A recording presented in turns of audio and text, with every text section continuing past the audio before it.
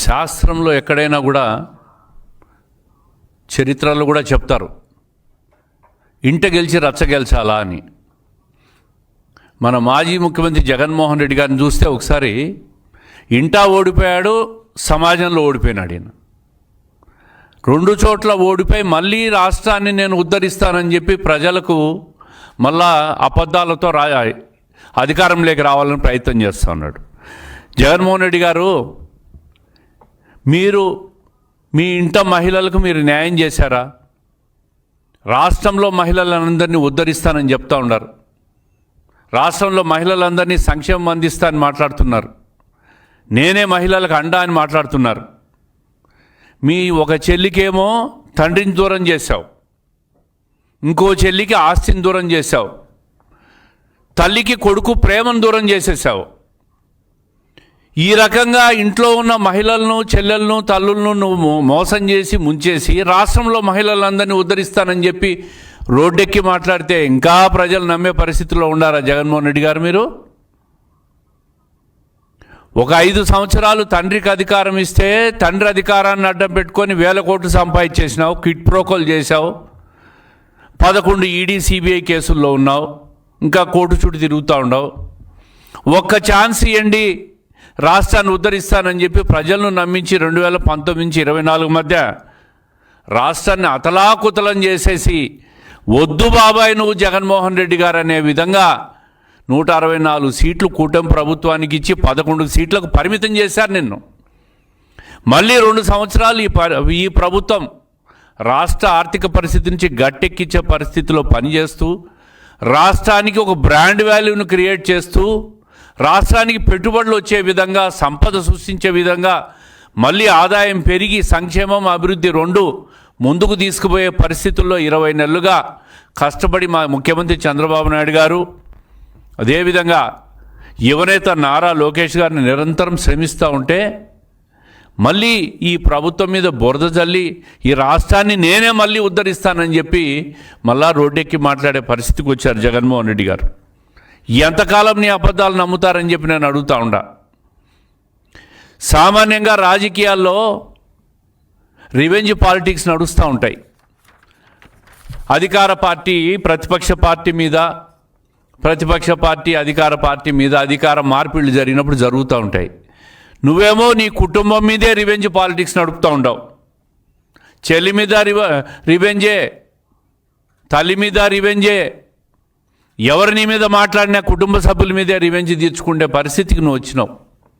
అంటే రాజకీయాల్లో రివెంజ్ను పక్కన పెట్టి కుటుంబం మీద రివెంజ్ తీర్చుకునే పరిస్థితికి జగన్మోహన్ రెడ్డి గారు వచ్చినారు ఈరోజు. అంతర్జాతీయ రాజకీయ విశ్లేషకులు, న్యాయ కోవిదులందరూ కూడా ఆర్థిక ఉగ్రవాది, టెర్రరిస్ట్ కన్నా ప్రమాదం జగన్మోహన్ రెడ్డి గారు అని చెప్పిన తర్వాత కూడా ఇంకా నీకు ఈ రాష్ట్రాన్ని ఉద్ధరిస్తానని చెప్పి ఏ విధంగా మాట్లాడుతున్నారో నాకు అర్థం కావడం లేదు. జగన్మోహన్ రెడ్డి గారు తన పాలనలో land, sand, mine, wine, ganja, drugs మాఫియాలన్నింటినీ కూడా పెంచి ఈ రాష్ట్రంలో కోట్లు సంపాదించేసినావు, ఒక అరాచకాన్ని సృష్టించేసినావు. నీ అరాచకం వల్ల, నీ దొంగ లిక్కర్ వల్ల దాదాపు 4000 మంది మహిళలు తాలిబొట్లు పోగొట్టుకున్నారు.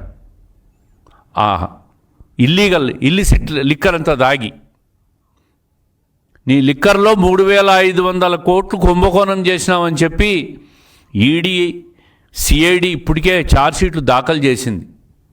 ఈ సొమ్మంతా ఒక అక్రమార్జన చేసి ఎన్నికల్లో పంచి లబ్ధి పొందే ప్రయత్నం చేస్తూ ఉండవు. ఇంకా ప్రజల్లోకి వచ్చి నేను ఉద్ధరిస్తానని మాట్లాడుతూ ఉండవు.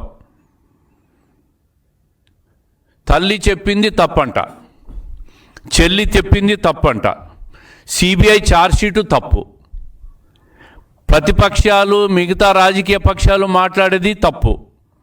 తన నేరాలు ఘోరాలు చూసి ప్రజలు 11 సీట్లకు పరిమితం చేసిన ప్రజలు ఇచ్చిన తీర్పు కూడా తప్పంట, తాను చెప్పిందే నిజమంట.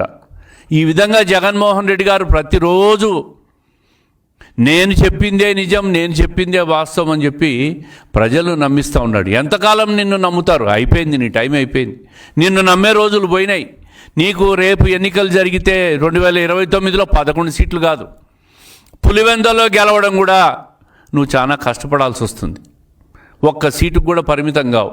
ఇదే ప్రవర్తన ఉంటే ఈరోజు రాష్ట్రంలో 20 నెలలుగా 22 నెలలుగా పరిపాలన ఒక గాడిన పడతా ఉంది. సంక్షేమం ముందుకు పోతూ ఉంది.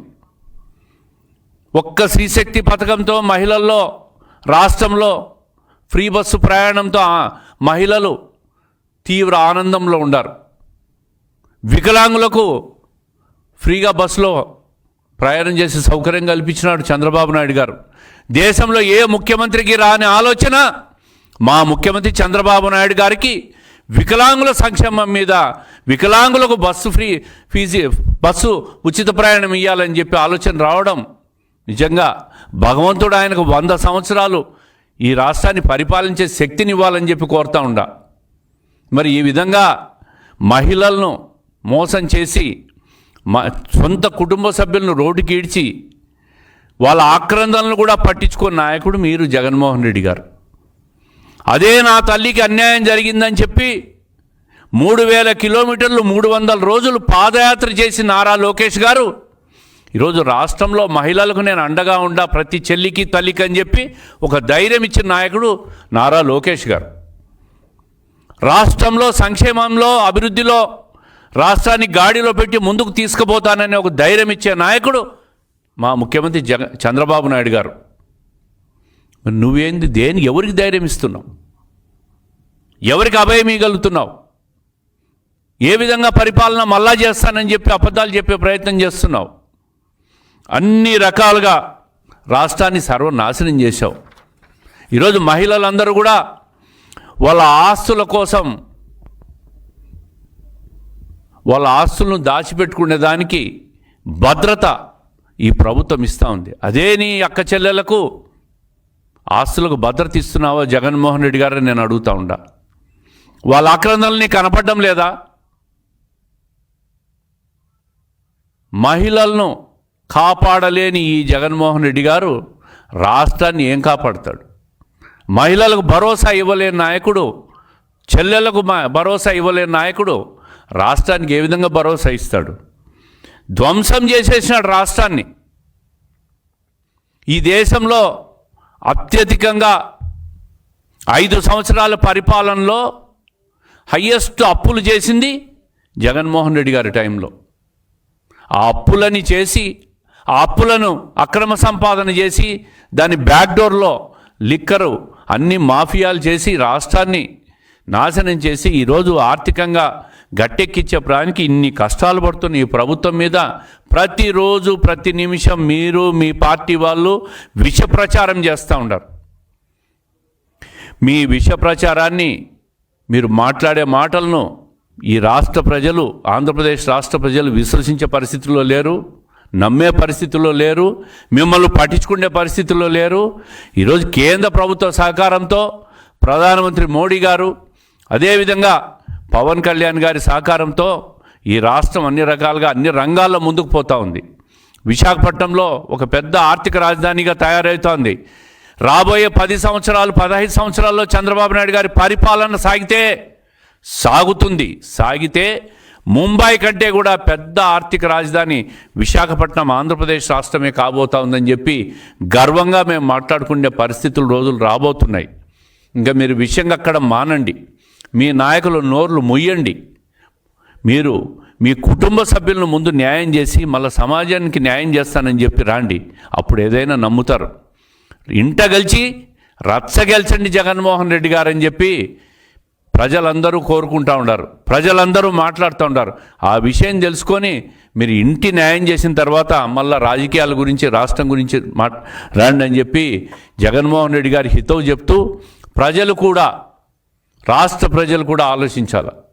ఈ విష ప్రచారాన్ని జగన్మోహన్ రెడ్డి గారు, ఆయన పార్టీ మాట్లాడే నాయకులు విష ప్రచారాన్ని మానుకోవాలి. రాష్ట్ర అభివృద్ధికి సహకరించండి. మీరు రాబోయే రోజులంతా బ్రహ్మాండమైనగా ఈ రాష్ట్రం ముందుకు పోయే పరిస్థితి వస్తూ ఉంది. మీరు మీ ఇష్టం వచ్చినట్లు మాట్లాడుతూ విష ప్రచారం చేస్తూ ప్రజల్లో విష బీజాలు నాటి ఈ ప్రభుత్వం మీద దుమ్మెత్తిపోస్తే ఆ దుమ్ము మీ మీదే పడుతుంది. మీరే అధమ పాతాళానికి పోతారు. 11 సీట్ల నుంచి 0 కూడా వచ్చినా కూడా ఆశ్చర్యం లేదు భవిష్యత్తులో అని చెప్పి ప్రజలు కూడా నిత్యం ఈ విషయం ప్రజలకు అర్థం కావాలనే ప్రతిరోజు ప్రతిపక్షాలు చేస్తున్న విష ప్రచారాన్ని ప్రజలకు అర్థం కావాలనే పదే పదే మేము ప్రెస్ మీట్ల ద్వారా ప్రజలకు తెలియాలని చెప్పే విషయాన్ని ఈ ప్రెస్ మీట్ ద్వారా చెప్తున్నాం. ముందు ఇంట గెలిచి రచ్చ గెలిచాల.